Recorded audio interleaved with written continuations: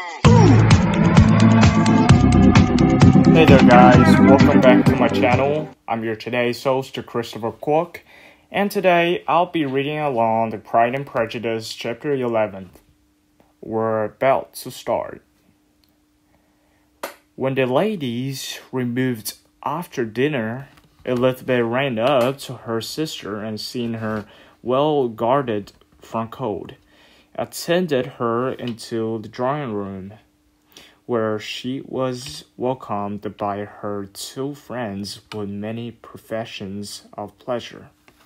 And Elizabeth had never seen them so agreeable as they were during the hour which passed before the gentlemen appeared. Their powers of a conversation were considerable.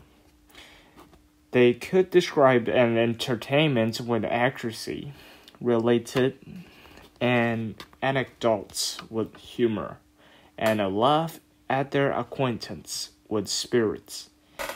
But when the gentleman entered, Jane was no longer the first object. Miss Bingley's eyes were instantly turned towards Darcy, and she had something to say to him before he had advanced many steps. He had addressed himself directly to Miss Bennet, with a polite congratulation. Mr. Hurst also made her a slight bow, and said he was very glad. But diffusiveness and warmth remained for Bingley's salutation. He was full of joy and attention. The first half hour was spent in pelling up the fire, lest she should suffer from the change of room, and she removed at his desire to the other side of the fireplace, that she might be farther from the door. He then sat down by her and talked scarcely to anyone else. Elizabeth, at work in the opposite corner, saw it with all great delight.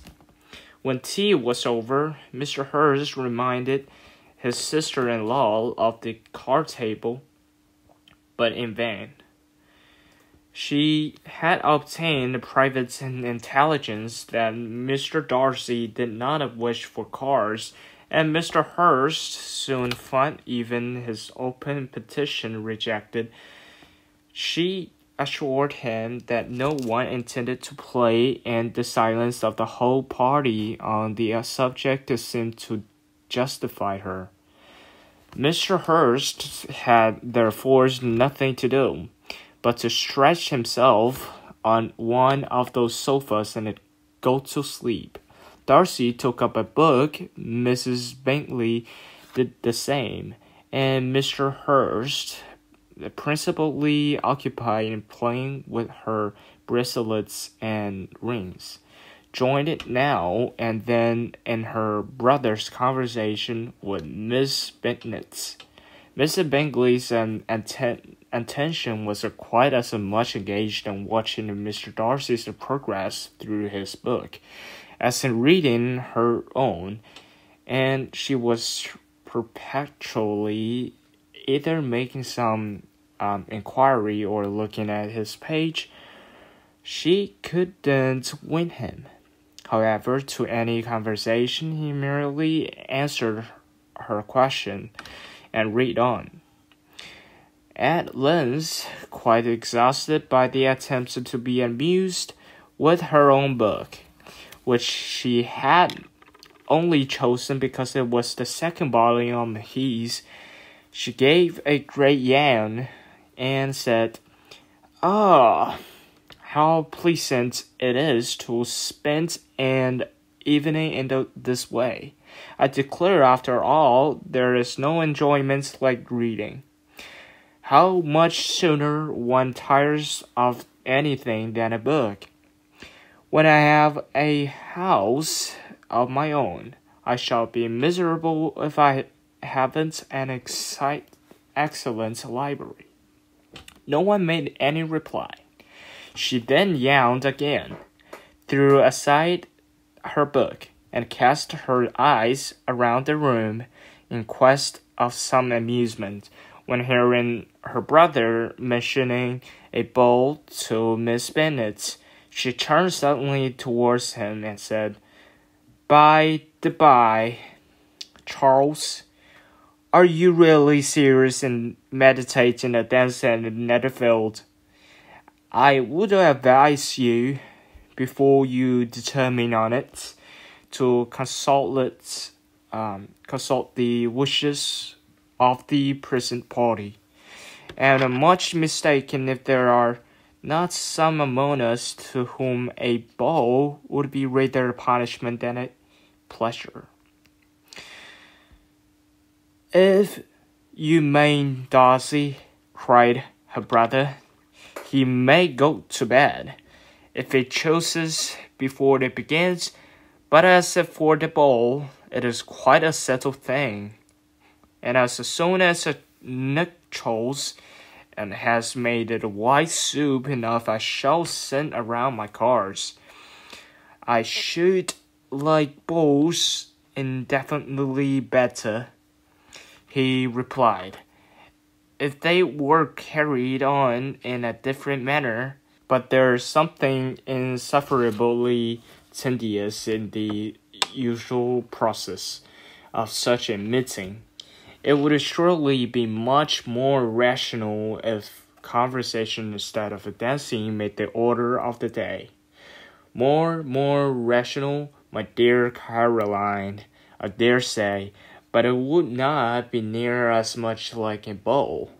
Mr. Bingley made no answer, and soon afterwards got up and walked about the room. Her figure was elegant, and she walked well, but Darcy, at whom it was all aimed, was still inflexibly studious.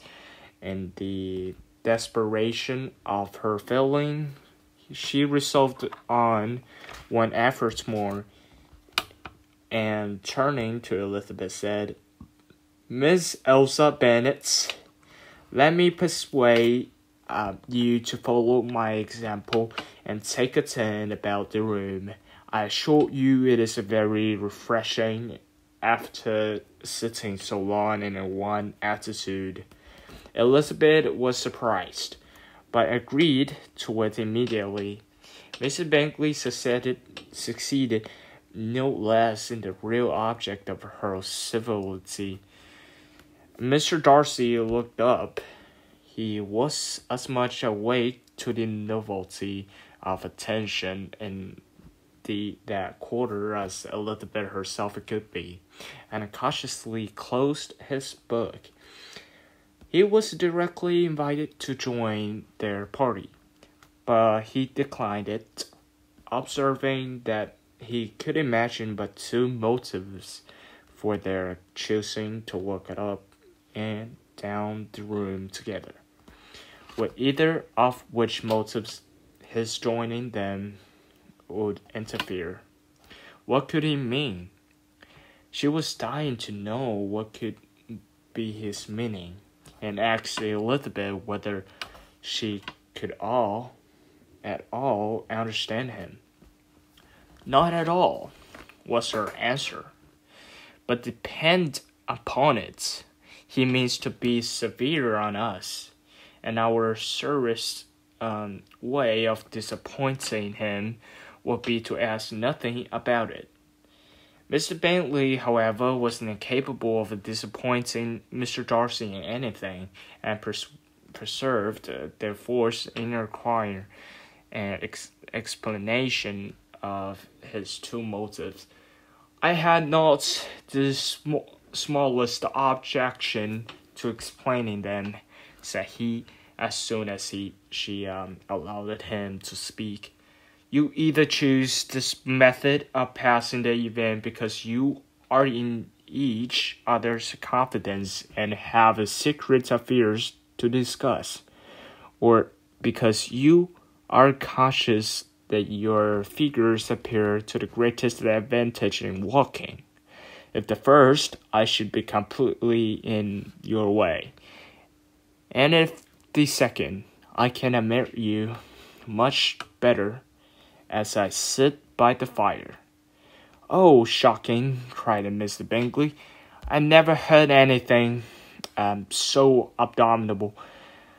How shall we punish him for such a speech? Nothing so easy.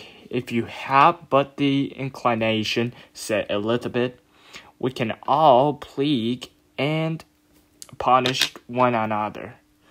Tease him, laugh at him, intimidate as you are. You must know how it is to be done. But upon my honor, I don't. I do assure you that my intimacy has not yet taught me that. 'Tis commonness of temper in the presence of mind. No, I feel he may defy us there.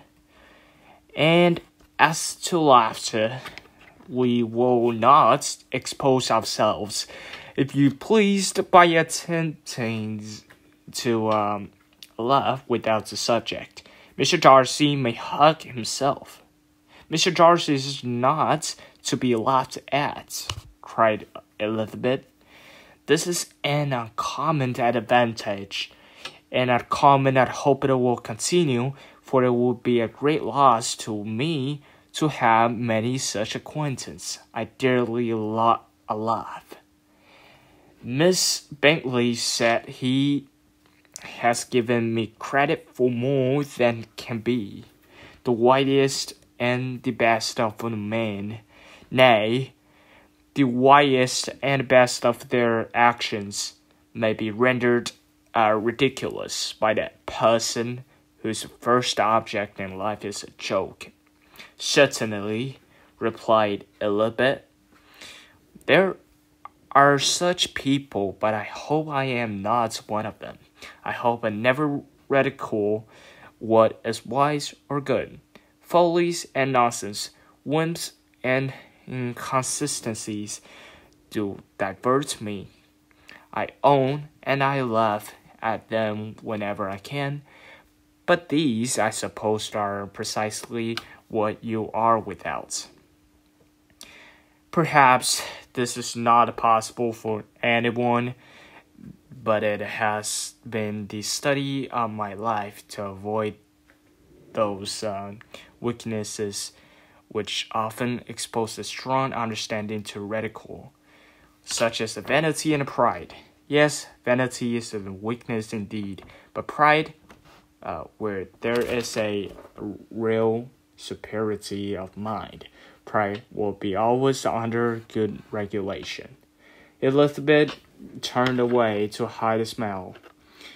Your examination of Mr. Darcy is over, I presume, said Mr. Bingley, and pray what is the result?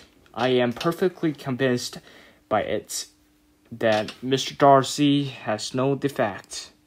He owns it himself without disgust.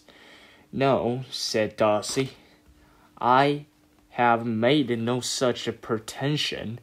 I have faults enough, but they are not, I hope, of understanding. My temper I dare not vouch for. It is, I believe, too little yielding, certainly too little for the convenience of the world.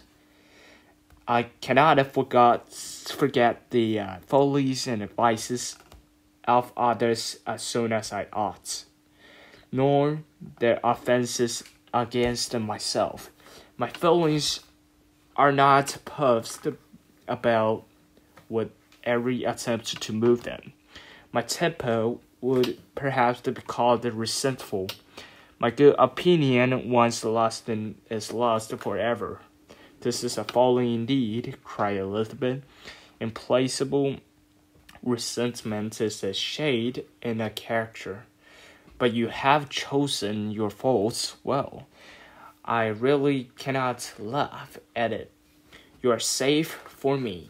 There is, I believe, in every disposition and a tendency to some particular evil, a natural defect, which not even the best education can overcome, and you detest is the propensity to hate everybody. And yours, he replied with a smile as willfully to misunderstand them. Do let us have a little music, cried Mr. Bingley, tired of a conversation in which he had no share. Lucia, you will not mind my waking Mr. Hurst. Her sister made no the smallest objection, and the pianoforte was opened, and Darcy, after a few minutes of recollecting, was not sorry for it. He began to feel the danger of paying a little bit too much attention. Well, that's all for today's show. Please drop a comment and subscribe to my channel. And please, if you're new, do it now. And we'll be continuing tomorrow for Pride and Prejudice Chapter 12. Thank you for listening and participation as always. I'll see you guys there. Bye.